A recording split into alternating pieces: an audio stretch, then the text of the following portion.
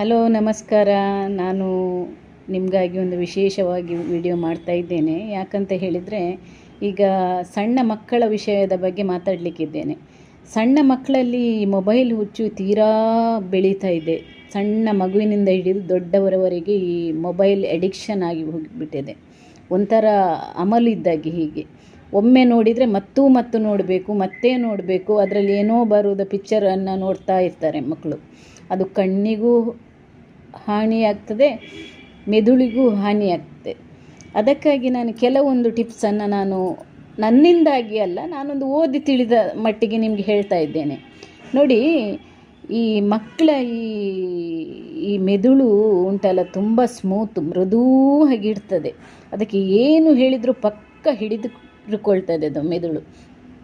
ಆಗ ಈ ಯಾವಾಗಲೂ ಈ ಮೆದುಳು ಎಂತ ಅಂತ ಹೇಳಿದರೆ, ಪಿಕ್ಚರ್ ಲ್ಯಾಂಗ್ವೇಜಸನ್ನೇ ಅದು ಹುಡುಕ್ತಾ ಇರ್ತದೆ.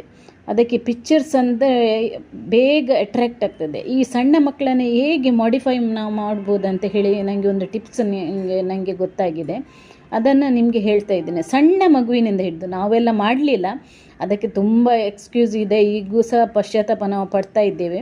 ಆದರೆ ಇನ್ನು ಮುಂದೆ ಬರುವಂಥ ಮಕ್ಕಳಿಗೆ ನಾನು ಹೇಳ್ತಾ ಇದ್ದೇನೆ. ಈಗ ಸಣ್ಣ ಮಗುವನ್ನು ನೀವು 1 ವರ್ಷದವರೆಗೆ, 1.5 ವರ್ಷದವರೆಗೆ ನಾವು ಅದಕ್ಕೆ ಫೀಡಿಂಗ್ ಎಲ್ಲ ಮಾಡ್ತೇವೆ. ಆನಂತರ ಏನು ಮಾಡ್ತೇವೆ ಅಂತೇಳಿ ಅಜ್ಜ ಅಜ್ಜಿ ಹತ್ರ ಬಿಡ್ತೇವೆ, ಮತ್ತು ಅಜ್ಜ ಅಜ್ಜಿಯ ಇದರಲ್ಲಿ ಸಾಕ್ತಾರೆ, ಬಿಡ್ತಾರೆ. ಹಾಗೆ ಮಾಡಬೇಡಿ.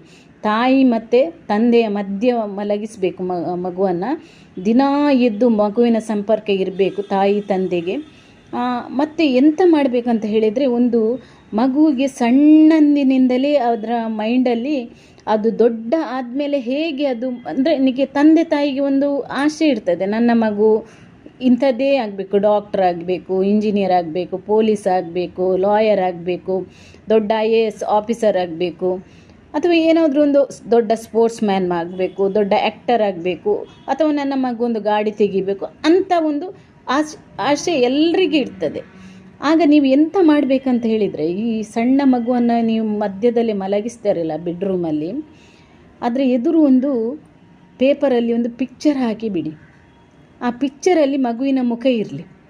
ಆ ಪಿಕ್ಚರಲ್ಲಿ ಯಾವ ಥರ ಇದರಿಂದ ಡಾಕ್ಟ್ರ್ ಇದ್ದರೆ ಡಾಕ್ಟ್ರು ಕೋಟು ಹಾಗೆಲ್ಲ ಸ್ಟೆಥೋಸ್ಕೋಪ್ ಹಾಕಿ ಒಂದು ಪಿಕ್ಚರನ್ನು ಹಾಕಿಬಿಡಿ. ಅದಕ್ಕೆ ಲಾಯರ್ ಆದರೆ ಲಾಯರ್ ಬೇಕಂತ ಹೇಳಿದರೆ ಲಾಯರ್ ಕೋಟ್ ಹಾಕಿ ಒಂದು ಪಿಕ್ಚರನ್ನು ಮಗುವಿನ ಒಂದು ಮುಖ ಹಾಕಿ ಅದನ್ನು ಗೋಡೆಗೆ ಅಂಟಿಸಿಬಿಡಿ. ಅದೇ ಥರ ನಿಮಗೆ ಮಗು ಹೇಗೆ ಬೆಳಿಬೇಕು, ಹೇಗೆ ಆಗಬೇಕು ಅಂತ ಹೇಳಿ ಒಂದು ಆದರ್ಶವಾದ ಒಂದು ಚಿತ್ರವನ್ನು ಬಿಡಿಸಿ ಅದರ ಮೇಲೆ ಮಗುವಿನ ಮುಖ ಇರಲಿ. ಅದರ